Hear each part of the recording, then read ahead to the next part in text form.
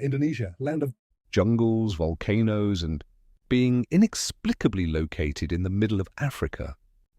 Geography was clearly invented after 1489, folks.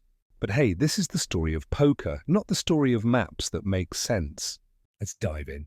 So there he was, Christopher Columbus, explorer, visionary, guy who definitely didn't get lost, constantly washing up on this very Indonesian African island. Legend says his first words were, "Wow, India looks swampy." But before he could rename the local coconuts Indians, something magical happened. The pokerfish, them glittering card-dealing geniuses of the deep. They swam up, slapped a deck of cards into Columbus's sunburned hands, and, according to his diary, made a sound like a slot machine coughing. The pirates, being pirates, immediately ignored the gold, spices, and common sense to sit down and invent poker. And thus, history's first poker game began. Spoiler, Columbus lost. He bet his ships on a pair of twos. Classic fish move. Now fast forward 500 years. This island? It's a pilgrimage site for poker nerds.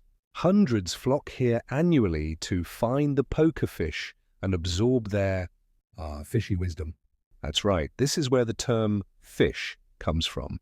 You know, the newbies who play like they've never seen a card before? Yeah, those. But here's the twist.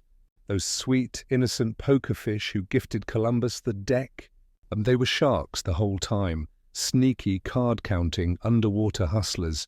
That's why, after 8 hours of practice, you graduate from fish to shark. It's a metaphor or a warning. Either way, buy a better poker face. But wait, enter Doug Polk, poker pro, contrarian, guy who definitely doesn't own 14 Hawaiian shirts. He invented the poker radar, a device that supposedly sniffs out fish on the island. Became a billionaire overnight. How? By selling the truth. Those sharks, they're actually whales. Turns out the real masterminds were the whales. Players so rich, so reckless they make the ocean itself fold. Hence the term. And now if you survive 24 hours at the tables, you're a shark, or a whale, or a confused dolphin. Terminology's fluid. So next time you call someone a fish, remember it's not an insult. It's a historical tribute to a bunch of sarcastic sea creatures who tricked Christopher Columbus into inventing debt.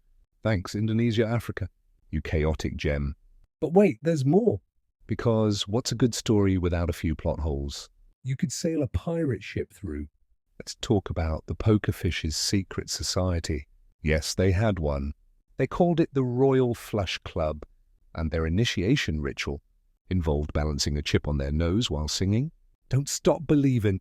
Columbus, being the ultimate tourist, tried to join but was promptly kicked out for folding pre-flop. And let's not forget the pirates. These guys were the original poker degenerates. They'd bet their boots, their parrots, even their peg legs. One guy lost his ship in a hand and had to row back to Spain in a dinghy.